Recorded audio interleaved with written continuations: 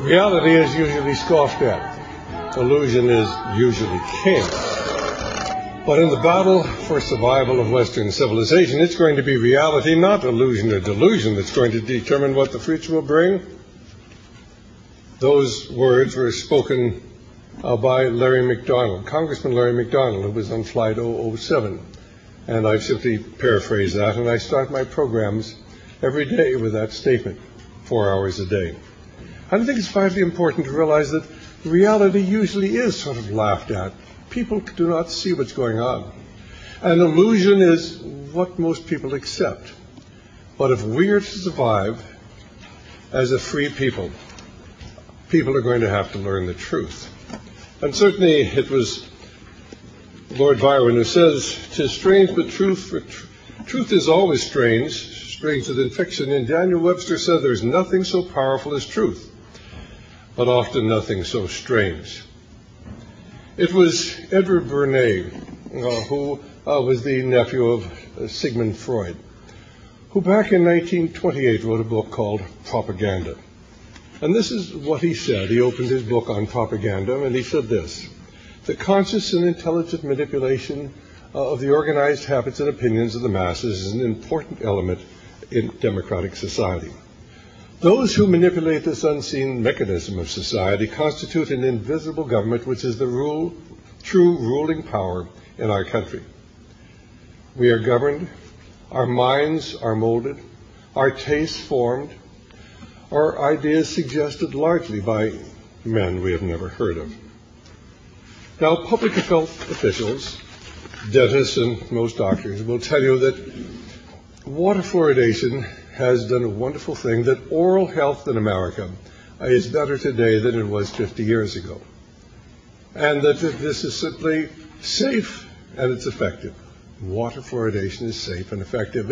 And of course, one of the problems we get into is we try to argue with them but we argue the wrong issues. And I think the first thing we have to concede is that oral health is far better today in America than it was 50 years ago. I know one of my best friends is a dentist, and for years we would discuss this, and he'd say, "Look, 30 years ago, why so many of the children that I took care of had dental cavities. We just don't see that today."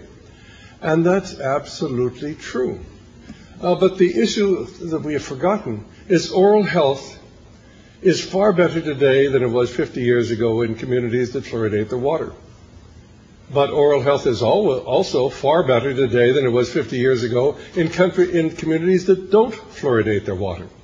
In fact, in countries like almost every country in Europe, oral health has progressively improved over the last 50 years. In fact, in Eastern Germany, when it was under Soviet control, under communist control, they had forced water fluoridation. Once they stopped water fluoridation, the oral health of the young people there actually improved once they stopped fluoridating the water. You can go into these inner cities of San Francisco and New York that have fluoridated their water for 30 or 40 years, and you have terrible dental caries among the children. Why is oral health better? Why? Very simply. Dental caries is a communicable bacterial disease. You get dental caries simply because you have bacteria in your mouth, and if there's any sugar there, why the bacteria then begin to produce acid, and the acid erodes the dental enamel, and that's what's giving you dental caries. That's really what it's all about. Why is oral health better today than it was 50 years ago? Why? Very simply because they put fluoride in our toothpaste, and fluoride is an excellent bactericidal agent, and it kills the bacteria. We also have fluoridated tape. If you floss your teeth, that most of the tape that they use is fluoridated. They have mouthwashes, and mouthwashes kill the bacteria. And the reason we have better oral health today is because people use these things. But what about the effect of water fluoridation? We're told that it is effective and safe. Well, it certainly is no more effective in the communities where they have fluoridated water than the communities where they don't have fluoridated water, because if you check the two, you have identical oral health. But what about safety?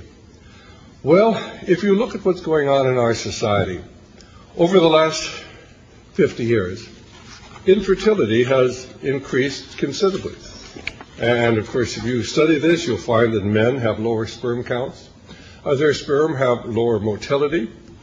In communities that have fluoridated water, they have lower fertility rates than in communities that don't have fluoridated water.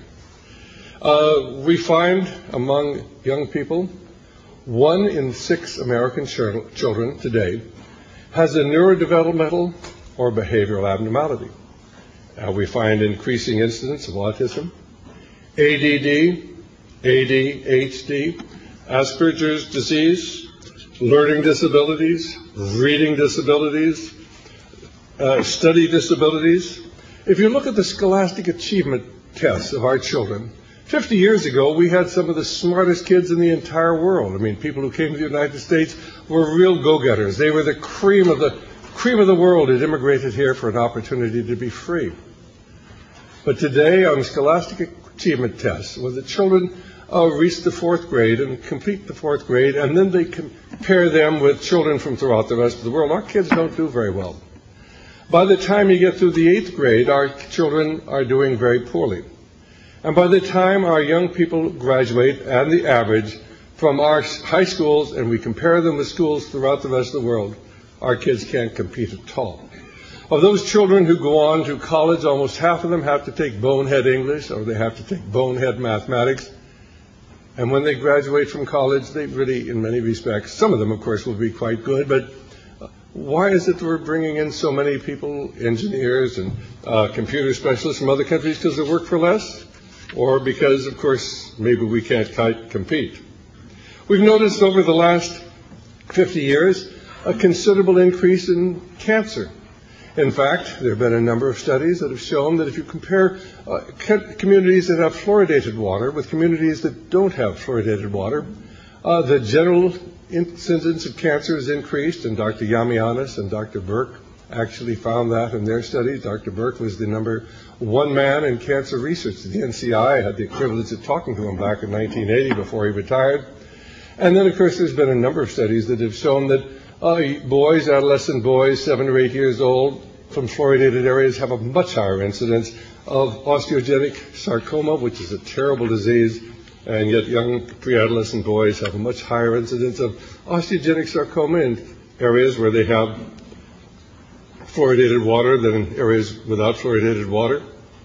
There's an incidence of hip fractures, almost twice the incidence of hip fractures in postmenopausal women in communities that have fluoridated water, and then, of course, we find increased incidence of arthritis, almost double the incidence of heart disease in communities that fluoridate the water, incidence of dental fluorosis.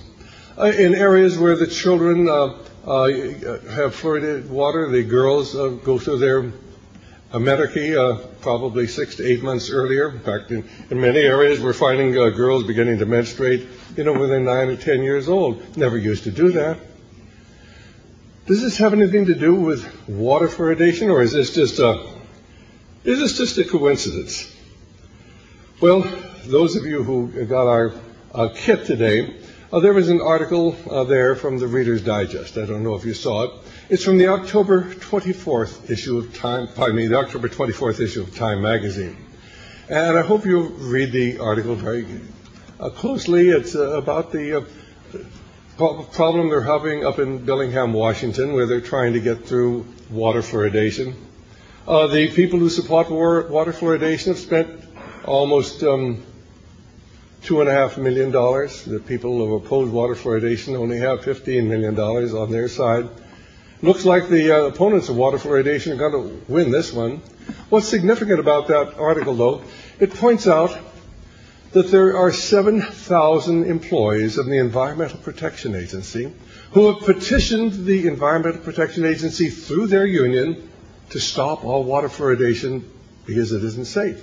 Now, you would think that if 7,000 employees of the EPA had petitioned the EPA to stop water fluoridation, because these are the people who are supposed to be protecting our health, you would think that that would be covered by every major news magazine. It would be talked about on the evening news and on the afternoon news, and Rush Limbaugh and Sean Hannity and the conservatives would be talking about that, but the only place I've seen it is in the article you have, October 24th, Time magazine. Just a very casual mention of it. But don't you think this is significant? Is this issue of water fluoridation really important? Yes, it's very important. It's important because if we can convince the average American that somebody is endangering their health intentionally, is endangering the health of their children and their grandchildren intentionally, we may begin to get them to question so much that they're being told by the controlled media. And believe me, the media is controlled. And if you doubt that, you need to get a book we carry called The New Media Monopoly, written by a professor up in Berkeley, a left-wing professor, as a matter of fact. I don't care whether he's left-wing or right-wing. We're in search of the truth. He started researching media control back in 1983 when there were 50 major corporations that dominated the American media. And in the last issue of his book, entitled The New Media Monopoly, published in 2004, there were 5 major corporations that controlled 95% of the media in America. And that was Bertelsmann, which is not an American corporation, but it controls the American media. And Fox, which is controlled by a man who is an Australian and only recently became an American citizen, publishes many of the Christian books, undermining the Christian faith here in America. And that is Fox, and then of course we have Disney, we have Viacom, and we have AOL Time Warner.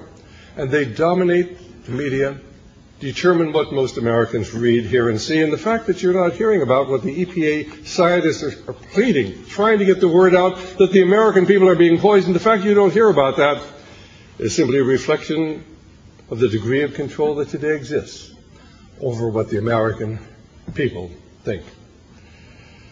Well, what is fluorine? Fluorine is the most active element known to man. And it is toxic. It's almost as toxic as mercury. Mercury is the most toxic substance we know, but fluorine and fluoride compounds come in a close second. They can certainly eat right through fluorine. A gas will eat right through steel. You use it to etch glass.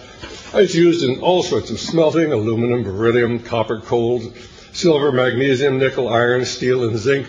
We could not have an industrial society without fluoride and fluoride compounds. It's used on computer panel boards. It's used as a bactericidal agent. It is an excellent bactericidal agent. It'll kill the bacteria on contact.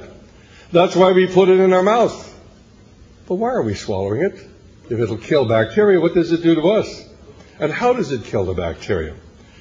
It is the essential ingredient in Cipro. You know what Cipro is? This is this new antibiotic, and if you take it, and of course they say it's specific for anthrax, but of course it'll rupture your tendons. And if you take it and you're out there playing tennis or something, you'll rupture your Achilles tendon, you'll rupture your shoulder tendons, because the fluoride attacks the collagen in your body. Of course, fluoride is essential to enriching uranium. You can't have uranium or uranium nuclear weapons or nuclear plants without fluoride. It's an essential element in Freon that was outlawed a few years ago. It's essential in phosphate fertilizers. They use it in flux. And that's how you, of course, get the metals to flow so easily if you're doing soldering. And, of course, it's in halothane. Halothane is an anesthetic. Years ago, we used to have our patients given halothane. My anesthesiologists give halothane. 2 of my anesthesiologists have died of pancreatic carcinoma here in the last 3 or 4 years. It's used in high-octane gasoline. It's an excellent insecticide. I mean, you simply spray this on insects and they die because it interferes with their whole metabolic process. And that's what you're drinking on a regular basis. It's an excellent rat poison. My goodness, you just put it out for the rats and the gophers and it'll kill them dead as a doornail.